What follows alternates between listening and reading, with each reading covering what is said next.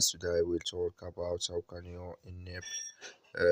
how can you enable your likes notifications on your Hang app. We're going to figure out the solution on how you can do that on your app. So you just follow these ways, then it's going to work with you. All you have to do, you just click here on photo profile down here. When you just click here on photo profile, it's going to take you to this list. It's going to show for you like this. You go above this sign, click on it here.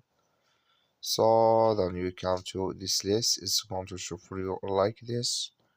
Then you go down here, just keep going down. So then you click here on push notifications. You just click on it. Then it's going to take you to this list here. You come here to your likes. So click in this sign. Like you see, this color show for us. That's mean here on your likes notifications enable with us now. That's all you have to do. That's all. Thank you for watching. Don't forget to support us by liking, subscribe.